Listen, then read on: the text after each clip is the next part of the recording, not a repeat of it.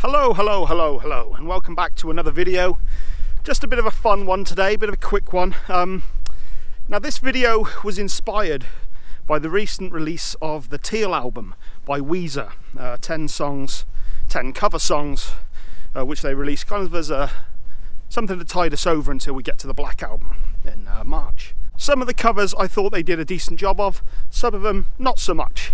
And it got me thinking about those covers of songs that I really enjoy, that I truly love, that exceed the original. When I first started this, I didn't think there would be that many, but I was proved pretty wrong about that. There's actually a ton of good cover songs out there. So, as I said, this is just a bit of fun. None of these songs are in any particular order. It's not ranking 10 to 1 or any of that sort of shit. It's just a bit of fun. There is no doubt going to be a lot of songs on here that I haven't included. There's probably a lot of cover songs that I haven't actually heard, which I'm sure are fantastic. There's no real metal songs on this list because I realise that there's actually a video's worth on that subject as well. So I think at some point I'm going to do a top 10 covers by metal bands or of metal songs. So to kick things off, and like I said, these aren't in any particular order whatsoever. It's just a list of songs, and I'm going to start off with probably one of the most obvious, and that's Jimi Hendrix, All Along the Watchtower. Originally by Bob Dylan, of course, which is a perfectly decent song. Obviously Bob Dylan is a master songwriter, and I'm a fan of a lot of his work, but there's no doubt whatsoever that Hendrix completely made this song his own. Whenever I hear somebody mention All Along the Watchtower, I immediately think of the Hendrix version. I almost have to kind of remember the fact that Bob Dylan actually originally wrote this song. Now Hendrix was no stranger to doing cover songs. One of his most popular songs, Hey Joe, was a cover of a song by a guy called Billy Roberts. I believe it was Billy Roberts anyway. I think there's a bit of speculation as to who originally wrote it, but also Hendrix did an incredible cover of the Beatles' Sgt. Pepper. I don't know if it was ever recorded, but there's certainly live versions of that you can hear, and it sounds absolutely fantastic. But when it comes to just making a cover your own, putting your own stamp on it, quite frankly fucking owning it, All Along the Watchtower, it doesn't get much better than this. While we're on the subject of Bob Dylan songs, there's no way you can overlook Guns N' Roses' cover of Knockin' on Heaven's Door. When I was kind of looking up cover songs, a lot of people mentioned Live and Let Die, of course by Paul McCartney. Wings, was it? I think it might have been Wings when he was with Wings. But I can't stand that song. I really hate that song. While it's a decent cover of that song, it's a song I can't stand. But Knockin' on Heaven's Door, Guns N' Roses yet again make this song their own. Again, a band who have done plenty of covers. Of course, they did the Spaghetti Incident album, which a lot of great covers on there. I particularly enjoyed Ain't It Fun, Attitude, and others. Down on a Farm, one of their standout covers for me, Knockin' on Heaven's Door, originally by Bob Dylan. Guns N' Roses completely make this song their own. So that's another one. My next choice is House of the Rising Sun by The Animals.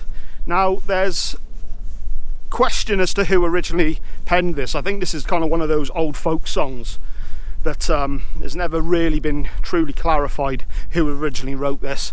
I know it's been tied to Woody Guthrie and Leadbelly, but either way, out of all the versions I've heard of this song, The Animals do such a great version of this song. It's just awesome. That nice chord progression at the beginning, well, that permeates throughout the entirety of the song.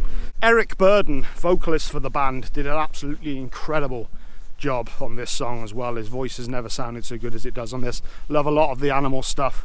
They did some amazing songs, but House of the Rising Sun, I know, I remember hearing this one when I was very young, and it's just, I loved it immediately, and it's something about it, there's just something haunting about it. Gives me goosebumps every time I hear it. Absolutely love this version, incredible. Next up, Ryan Adams, Wonderwall. I'm a huge Oasis fan, and I do like a lot of Ryan Adams stuff as well, and I think the thing that I love so much about this version is just how completely different it is. Again, with all of these artists, they've really made the song their own, and I just loved what he did with this song. It's so haunting and ethereal, just this haunted, ghostly sort of voice of Ryan, and the way he just picks away at the guitar. God, that sounded terrible. I love the sparse instrumentation on it as well. Just that lonely, echoey guitar. Sort of that ambience that permeates this track. Did a really fantastic job of it. So that's another song that I've chosen on the list. Next up, while we're on the subject of Oasis, they've done some decent covers themselves, and none better than the live version of I Am the Walrus. I think you can hear this on the Master Plan album. This is kind of a collection of B-sides, and this version is just incredible. It just sounds absolutely phenomenal. So much energy in this song. I don't mind the original song. I love the Beatles. I love a lot of the Beatles, but I can't say I Am the Walrus is one of my favourite Beatles songs. But this Oasis cover is just so full on. It's just there's just an attitude behind it. This was the band in their prime, when they were starting out, and they really just, you could feel the hunger. You could just feel, you know, they wanted to succeed. And this version is just so full of energy. A really beefed up, amplified version, full on guitars, and Liam sounds fantastic on this. They just own it. They completely make this song their own, and I absolutely love this. There's no way I can do a list of cover versions and not mention Johnny Cash and his absolutely incredible version of the 9 Inch Nails song Hurt.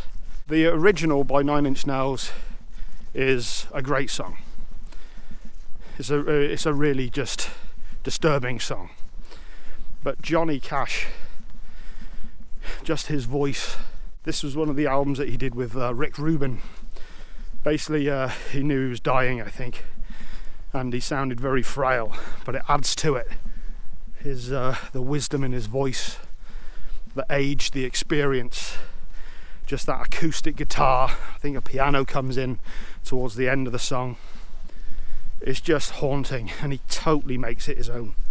Absolutely glorious song. I remember when I was still in my very, very heavy partying days, and be round a friend's house, and there'd be a group of us, and we'd have music playing throughout the night.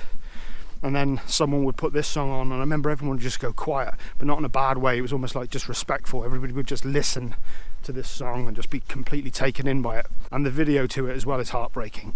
Lots of imagery of Johnny Cash throughout his life with his wife June. They both pretty much passed away very close together. It's quite often the way. The loves of each other's lives, and I'm going on a bit too much, but yeah, this is just an incredibly powerful version of an already great song. Johnny Cash, his version of Hurt, absolutely stunning.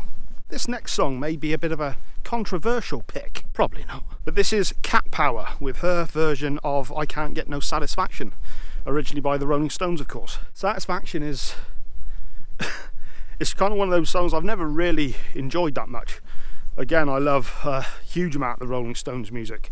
They've done some phenomenal stuff, done some bad stuff, but Satisfaction was kind of one of those songs that I never really dug that much. But Cat Power's version is just amazing. I absolutely love this one from her very, very originally titled The Covers record. I remember when I first heard this, it kind of took me a while to actually work out what song it was. I didn't realise it was a cover at first. It was part of a compilation that was given away free with Uncut magazine, was it? Something like that. But just her voice and a guitar. It's another one that just kind of sounds haunting. There's a laid back laziness to the way she sings it as well, and it's just great. If you haven't heard this one, I highly recommend you check this out, because it's a very unique version of a song that all of us, whether we like it or not, know very well. And to my ears, it sounds better than the original. My next pick is Joe Cocker, with a little help from my friends, originally by the Beatles, of course. Now, again, huge Beatles fan, and there's been many Beatles covers. I could have also mentioned Michael Jackson's cover of what was it, Come Together, which was on the Moonwalker video, which I actually really enjoyed.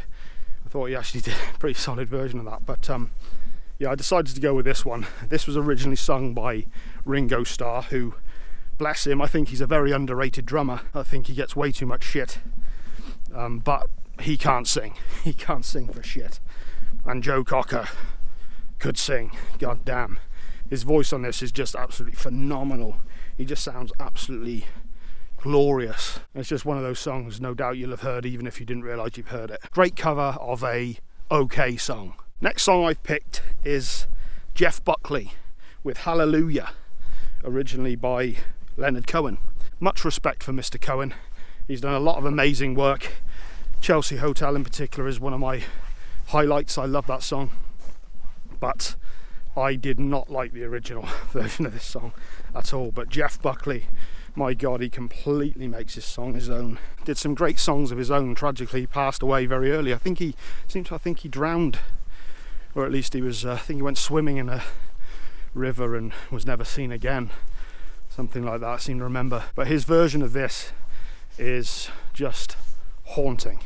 It's almost angelic, actually. His voice just sounds incredible. Phenomenal guitar player, Jeff Buckley was as well. And it's a real tragedy that he passed away so soon, because I think he's one of those guys that really would have delivered phenomenal music throughout the course of his life. So Hallelujah by Jeff Buckley, incredible. And my final pick for this video is Nirvana's incredible version of Where Did You Sleep Last Night from their Unplugged album. This was originally by Leadbelly, and another one of those ones where the original of course is fantastic. I like a lot of Leadbelly's music. This song is absolutely incredible. I think it was the last song of the set, I want to say. Kurt Cobain, of course, his singing on this was just absolutely amazing. It's kind of easy to forget that Kurt was actually a very good singer. He could really emote, and he certainly did on this song. The way he sings the last chorus on this in the song is just heart-wrenching. You can feel the pain in his voice as he's singing it. And of course he did incredible versions of The Man Who Sold the World by Bowie and others, but there's just something about this song. I never get tired of hearing it. Whenever this is on, it's just one of those ones that I always stop and listen to. So yeah, my last pick is Nirvana with Where Did You Sleep Last Night. Absolutely stunning. Now, as I said at the beginning, I have no doubt the comments on this video are going to be all sorts of, why didn't you mention this? How could you not do that? I got caught out doing this video, to be honest. These were just the most obvious ones that came to me. When I was sort of researching cover songs, I realised just how many truly phenomenal ones there actually are. I mean, Metallica alone have done a huge amount of decent cover songs, cover albums. So I'm definitely going to be doing a top 10 metal covers one. But as always with these top 10 videos, make sure you leave a comment below where you give me your list of covers. I'm sure there's stuff that I've missed, and there's songs that I've never even heard that I should listen to, so I'm going to have to check them out. But yes, there you go, that's my top 10 cover songs, and I'm kind of running out of words to say now.